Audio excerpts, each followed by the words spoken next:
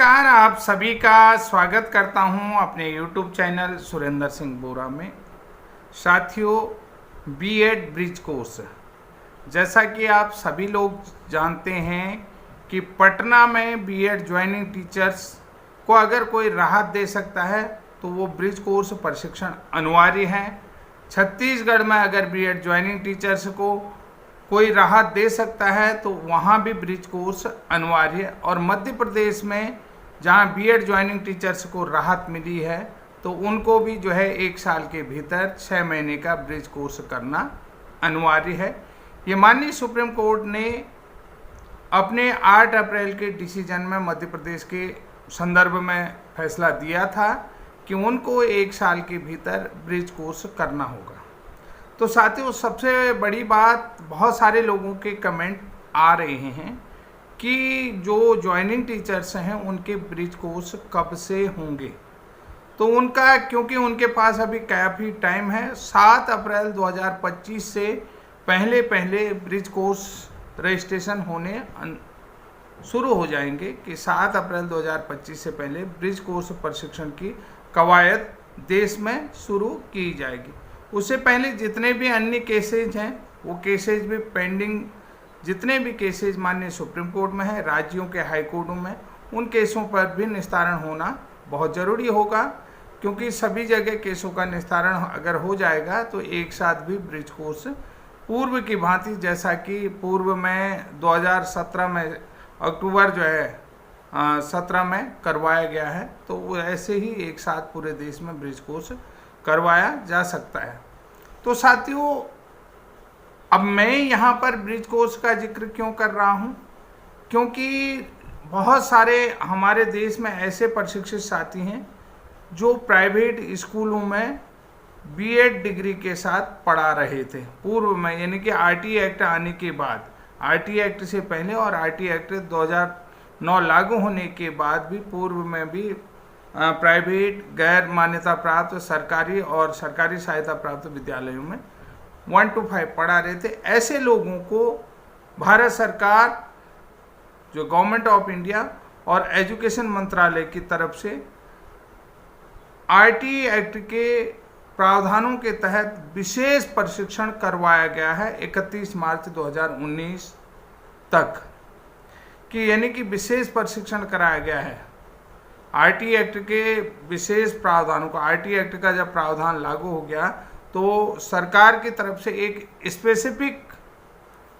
Training programme चलाया गया जिसका नाम है पीडीपीईटी, तो ब्रिज कोर्स। तो साथियों, आप उत्तराखंड हाई कोर्ट में ब्रिज कोर्स को डीएलएड के समकक्ष मानने के लिए एक रिलीवेंट याचिका, बिल्कुल रिलीवेंट ही उसको कह सकते हैं हम, या जो है कि इंटरिम रिलीफ एप्लीकेशन लगी हुई है कि इस समय जो है कि प्राथमिक शिक्षक भर्ती उत्तराखंड में चल रही है और उस इंटरिम रिलीफ को लेकर के bridge course, BEd bridge course अभ्यर्थियों ने एक याचिका लगाई। इसमें 116 अभ्यर्थी, 116 कैंडिडेटों की इंटरिम रिलीफ एप्लीकेशन लगी हुई है, यानी कि उन्हें प्राथमिक शिक्षक भर्ती में फार्म भरने का मौका दिया जाए। तो बहुत सारे साथियों के, जितने भी राज्य के अंतर्गत अन्य जो याचिका में शामिल नहीं, वो लोग भी इस आशा में लगे हैं कि जितने भी जो इंटरिम रिलीफ एप्लीकेशन है उसका फ़ायदा अन्य लोगों को भी मिलेगा। तो सबसे पहली बात बता देता हूँ, ये जो है कि इंटरिम रिलीफ एप्लीकेशन, ये उतने ही लोगों को इसका फ़ायदा मिलेगा, इंटरिम रिलीफ मिलेगी जितनों का नाम होगा, कि यानी कि फार्म भरने की अनुमति उन्हीं लोगों के नामों के साथ, लिस्ट के साथ, उस फार्म के साथ अटैच होकर के जाएगा, क्योंकि उसमें जो है कि ये वाद संख्या और याची संख्या सारी चीज़ें उसमें लिखी जाती। तो इसलिए जो है कि वो इंटरिम रिलीफ अगर कल माननीय नैनीताल हाई कोर्ट में इसकी सुनवाई है, तो अगर सुनवाई जो है कि इन लोग सुनवाई में इंटरिम रिलीफ मिल जाता है ब्रिज कोर्स प्रशिक्षितों को, तो केवल 116 लोगों को ही इंटरिम रिलीफ का लाभ मिल पाएगा। ये सीधी सी बात, क्योंकि जो याचिका है वो इंटरिम रिलीफ ही याचिका है। इंटरिम रिलीफ में उतने ही लोगों को, अगर 2 लोग होते तो 2 ही को मिलता था, 116 लोग हैं तो 116 लोगों को ही इंटरिम रिलीफ मिलेगा। इंटरिम रिलीफ मिल गया तो सोचो उतने लोगों को ही आवेदन करने का मौका दिया जाएगा, क्योंकि ये ओपन ग्राउंड में आवेदन करने का मौका इसमें नहीं होगा। तो साथियों, अब रही बात हाई कोर्ट में। तो हाई कोर्ट में कल ये केस लगा हुआ है, यानी कि सोमवार को इस केस में सुनवाई होगी।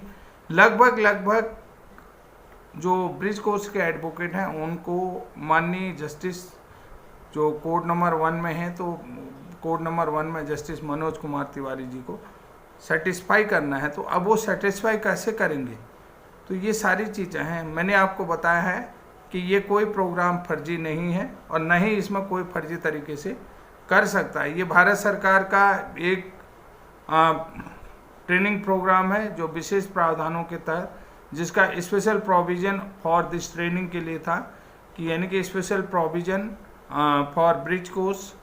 तो यानी कि ये विशेष प्रावधानों के तहत आरटी एक्ट को देखते हुए करवाया गया था, जो कि अनिवार्य था। जिस प्रशिक्षण को लेना अनिवार्य था, 31 मार्च 2019 तक प्रशिक्षित होना भी अनिवार्य था। तो यहाँ पर इससे संबंधित सारे दस्तावेज लगे हुए हैं और सभी राज्यों में जितने भी बीएड ब्रिज कोर्स प्रशिक्षित अभ्यर्थी हैं विद ज्वाइनिंग टीचर्स, उनके हमने एक डेटा दे रखे है, उनका एक लिस्ट दे रखा।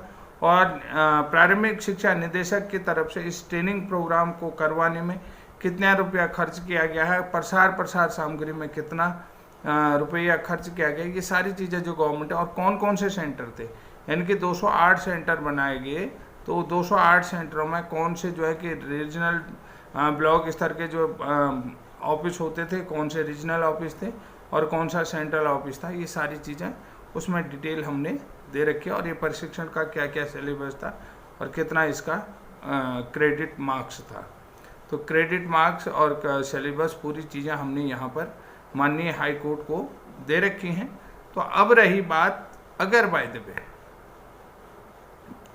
द वे कि यहाँ से बीएड ब्रिज कोर्स को राहत नहीं मिलती, इंटरिम रिलीफ नहीं मिलता है, तो बीएड ब्रिज कोर्स प्रशिक्षित सीधे जो है कि सुप्रीम कोर्ट में इंटरविन करेंगे। इंटरविन कौन सी याचिका, जो छत्तीसगढ़ वाली याचिका लगी है, जिसमें जो है कि यानी कि बिहार सरकार भी अब इंटरविन कर चुकी है। उसके अलावा जो है कि छत्तीसगढ़ गवर्नमेंट भी उसमें इंटरविन कर चुकी है। तो उसी में कोर्स को प्रशिक्षण को लेकर के हम भी इंटरविन करेंगे। ये हमारा अगला लक्ष्य है, अगला लक्ष्य इसी को इंटरविन के लिए।